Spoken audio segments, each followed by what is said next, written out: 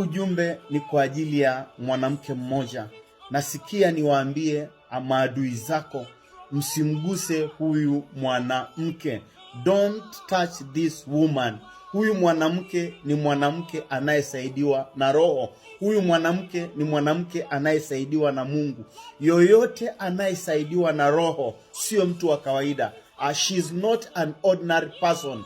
Yoyote anayesaidiwa na Roho sio mtu wa kawaida. Huyu mwanamke ni mwanamke wa maombi. Ni mwanamke anayetafuta msaada wake kwa njia ya maombi. Ni mwanamke anayetafuta msaada wake kwa njia ya Roho. Mtu yoyote anayetafuta msaada kwa Roho sio mtu wa kawaida. Mtu yoyote anayesaidiwa na Roho sio mtu wa kawaida. Usimguse huyu mwanamke, usiguse ndoa yake, usiguse mahusiano yake, usiguse uchumi wake, usiguse afya yake. Don't touch even her kids. Usiguse watoto wake kabisa. Usiguse chochote alicho nacho, kwa sababu ni mwanamke anayesaidiwa na Roho. Huyu mwanamke ni moto.